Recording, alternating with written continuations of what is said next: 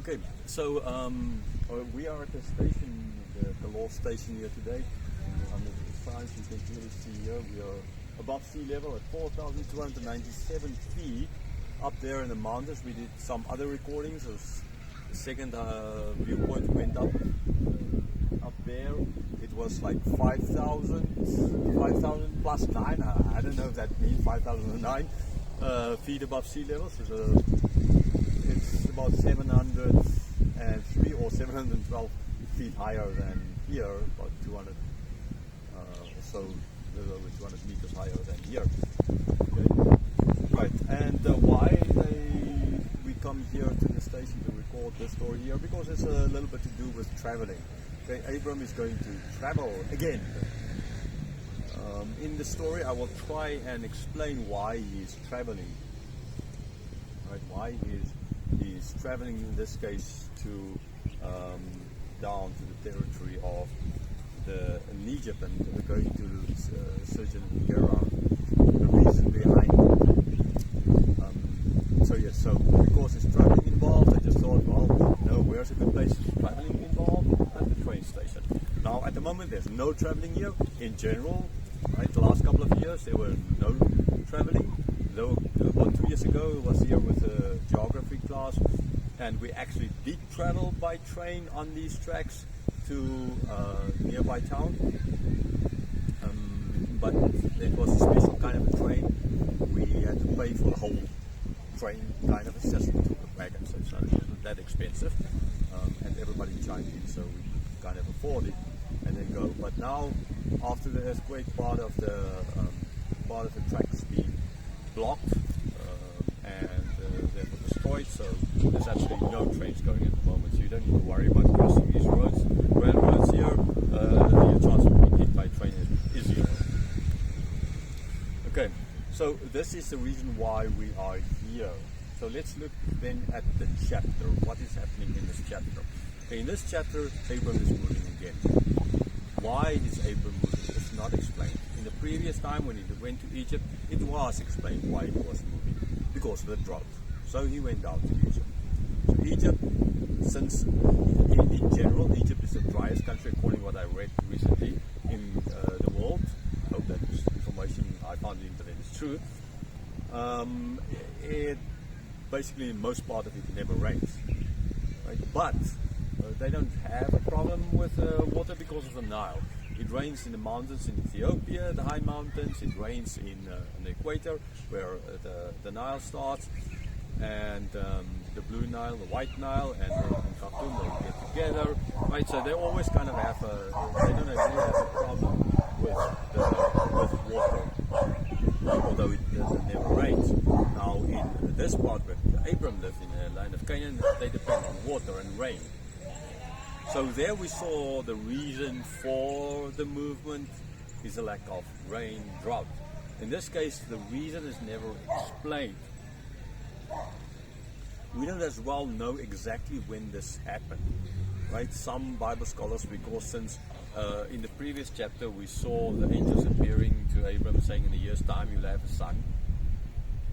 Then Sodom and Gomorrah destroyed, and 2 chapters ago, then previous chapter Sodom and Gomorrah destroyed. So, and it takes a year of pregnancy to give birth, and then while they are in this place, as we're going to see in this chapter, Abimelech and the woman won't be able to bear children. Now you would think that woman needs at least a couple of months to understand that, like, and nobody's getting pregnant here, right? A couple of months, because a woman, you can't be 100% sure after a month. You start, okay, you miss the time, whatever, right? And then that happens, and you can kind of start it, but it might happen for other reasons as well. So, like after 2 times, you can really start, and you can do a pregnancy test, kind of, and you can understand exactly what's pregnant or not. So it will take, in those days it didn't have pregnancy tests, right? So it would have taken them a couple of months to understand if that no one is getting pregnant here. So all of that add together, it seems as if the time span between the visit of the angels and what happened here in the birth of Isaac is just enough. Okay? So for that reason, they feel that this happened before. Sure, there was a lot of time before when this could have happened. So this is what happened in this chapter. I personally don't think like this, because I feel this chapter follows on the previous chapters, and therefore I want to see this as them going chronologically through it. Now I know there are places in the Bible where there's the chronology, they're not following the right chronological order. I do know that, right? Where they would like finish the story of one and then go back in time to continue the story of another. It does happen, right? Sure, it does happen. But in that case, it's a finishing the story of a lesser character, and then they're coming back to the story of the more important character to just sort of get that character out of the way before they go on with the main story. Now in this case, this is part of the main story. This is not getting rid of one character before they're moving on to another character. So it's the same character. It's still Abram. It's still part of his story. So for that reason, I feel this all follows chronologically. Okay. And I will give you reasons as well while reading the text why I feel that this is. Okay. So we don't see in this text the reason given. We don't see exactly the date given. But what we see is Abram again telling a half-truth. Now he's going to justify himself, right? And he kind of does have a point, but that's not really a point, because she's not only his sister, right? She's his wife as well, and that totally changes the picture. Okay, so it was like Jacob later on. He's going to cheat on everyone. Cheat people basically. He's going to lie to achieve his goals. In this case, Abram is doing the same thing. The same thing he did in Egypt, and he knew what that led to. And now he's going to repeat the same story in this chapter. You would have thought that Abram would have learned his lesson, especially after you've seen a growth in Abram as well already in his faith. And especially after the previous chapters where God showed him in a year's time your wife will have a child, and especially where he saw God destroying Sodom. So you can see he had to by then learn that he can trust God. But after all is said and done, we get back to Abram telling half-truth, and even worse, justifying himself, like Eve in the Garden of Eden. Right. So yes, how is the story then going to end? So while reading through this chapter, we will see what God does and how the story ends. Verse 1.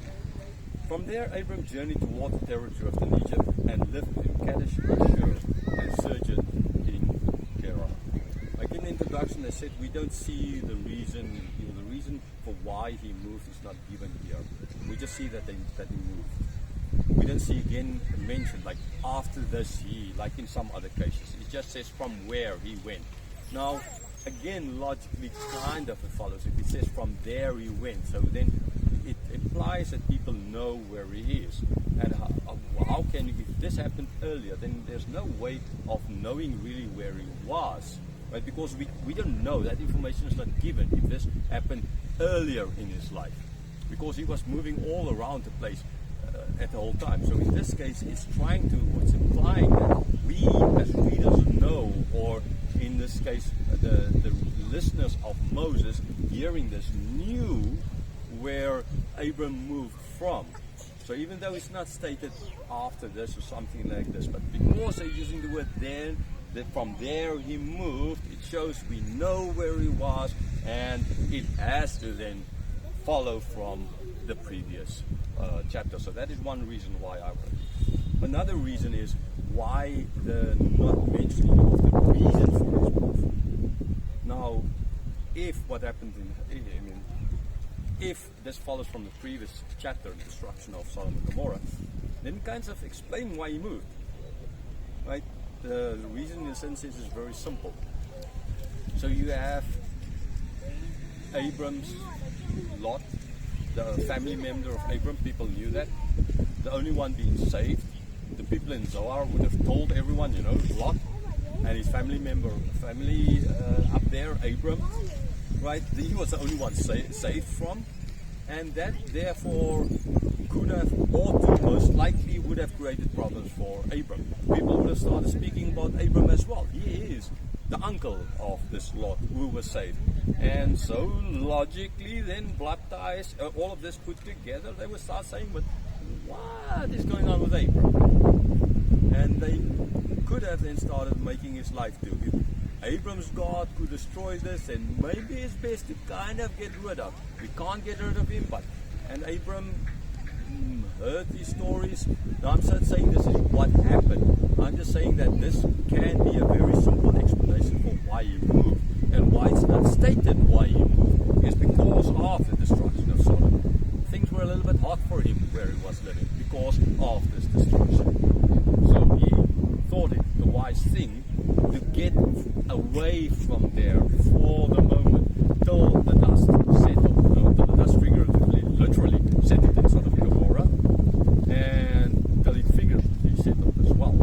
So there was therefore no need to, if this followed immediately after that, then there's no need to explain in the text why he moved, because they would understand he moved due to this reason, and that makes perfect sense.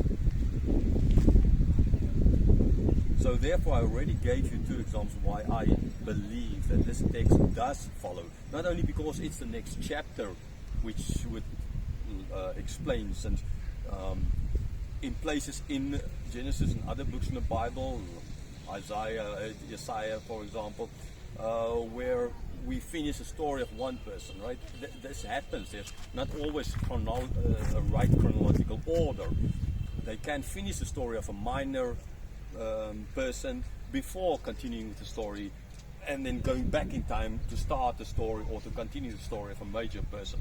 But in this case, the major person is Abram. The previous chapters, Abram. Here it's Abram. It's just telling his story. So there's not a finish of one guy before continuing with another guy, right? Yes, Lot in the previous chapter, you can start thinking, no, the birth of the sons, yes, that can be a finishing of the Lot, because we're not going to meet Lot again. Okay, but all of that happened still before that was Abram. Then Lot's finished, and then Abram continues, right? So that is the first reason why I feel it's the right chronological order in this chapter. The second reason I explained now is because they take into consideration, they assume that we know where Abram was when this happened, which can only be true if we know this happened after the previous. And then the third thing is why the reason not given, because it logically follows. People will be able to put two and two together, right? You move in the circumstances like that. So my conclusion I can draw from those three reasons is that this does chronologically follow on the previous chapter. Not understanding the birth of the sons, okay, because that will take time, of the Ammonites and the Moabites, right? And all of that can't be, okay? Right, so, verse 2. And Abram said of Sarah his wife, she is my sister. And Abimelech king of Gerar sent unto Sarah. Okay, now she is by now 89 years old. I don't know, Abimelech as well in his 90s, that he can still, or again, we've talked about this, why is Sarah still beautiful? I don't know, I haven't seen really 89-year-old beautiful woman, but in my point of view, what's a beautiful girl can totally differ, and most likely differ from Abimelech's point of view, right? So it's difficult to say, okay? Some women like older men, for example. It's just others can't see how is that possible. It's not always for money. Some cases sure is, not always. So again, we don't understand. But what we see from this is Abram again told her, before he did it, he knew the consequences. He knew what happened in Egypt. He knew I was kicked out of the country, and now being kicked out of Gerar as well, this area, and like they don't like him up there because of the destruction of Sodom and Gomorrah. And then they kick him out of here. He can't go back to Egypt. Where the heck is he going to go to from here? To the desert of Saudi Arabia or somewhere? Where? What was Abram even thinking of? No idea what he was thinking of. You ought to have trusted God, especially at this stage of life. But man, he is not. Okay, so here they go. Again, yes, half-sister who's going to explain it in this chapter. Result, Abimelech took over. Verse 3, but God came to Abimelech in a dream by night and said to him, behold, you are a dead man because of the woman whom you have taken, for she is a man's wife. So before Abimelech, Pharaoh did have intercourse, most likely, with Sarah, or he took her as his wife already. But before Abimelech could do the same thing here to Sarah, right? God appeared in a dream. Before he could do anything, before he could touch her, God appeared and said, leave her alone. Right? Plain simple. Leave her alone. In his dream, you're going to be dead. You're a dead man. You are dead. Right? If you take this, because she belongs to another man. Yeah, that was the culture. Even the